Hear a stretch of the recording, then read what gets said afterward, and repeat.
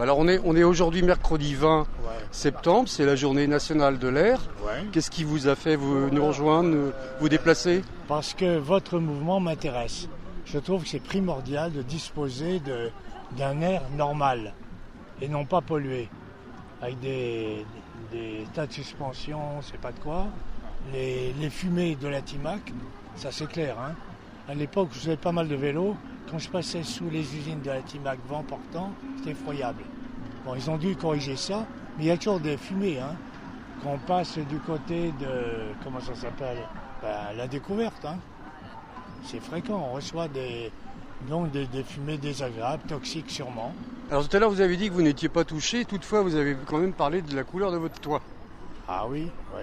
À C'est-à-dire Rosebonne, quelle couleur? eh bien il est doré, il y a des mousses, il y a une épaisseur de mousse. Vous devez l'entretenir, vous devez faire des dépenses? Pour l'instant, non, pour l'instant j'ai pas fait de dépenses. Je serai amené sans doute à en faire. Pour l'instant j'ai pas fait, c'est un pan de toiture qui a moins de 30 ans, mais qui est déjà chargé en champignons, en mousse toxique. Vous avez vu la couleur du château là? Oui, mais toutes les toitures de Saint-Malo, hein. Toutes les toitures, et on respire ça. Alors il y a déjà les gaz d'échappement. Si en plus on choisit d'habiter Saint-Malo. Moi j'aime ma profession, c'est exercer à Rennes. Je faisais la route, la navette tous les jours à l'époque où j'étais en activité, il n'y a pas de 4 voies. Pour protéger ma famille, mes enfants, moi-même, de toxicité urbaine. Alors j'arrive ici, maintenant ça s'est multiplié par je ne sais pas combien. Voilà, je crois que j'ai tout dit. J'ai tout dit, je suis très partisan de votre association. S'il faut adhérer, mettre un petit billet, après ainsi de suite, je suis là.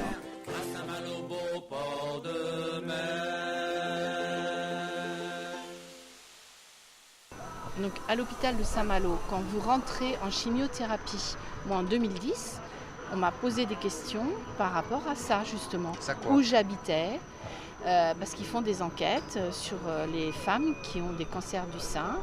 Et en fonction des quartiers où on habite, ils arrivent à avoir des résultats, mais qui n'ont pas été communiqués. Les infirmières disaient qu'elles n'avaient pas de retour sur ça, mais le questionnaire était bien précis.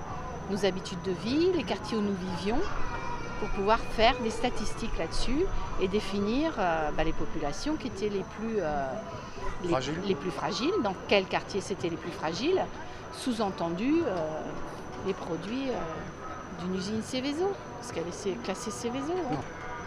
Hein. Elle n'est pas classée Seveso.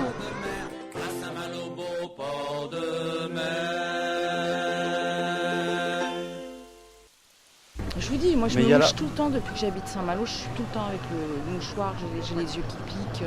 D'accord. Donc j'ai un problème que j'avais pas avant. Vous consultez régulièrement pour ça alors?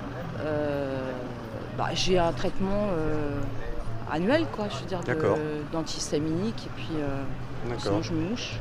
C'est normal que vous ayez un traitement permanent Je sais pas, mais en même temps, qu'est-ce que vous voulez faire? C'est un lobby ce truc-là. Il n'y a personne qui va bouger au niveau des politiques ici. À Saint-Malo, beau port de mer, à Saint-Malo, beau port de mer.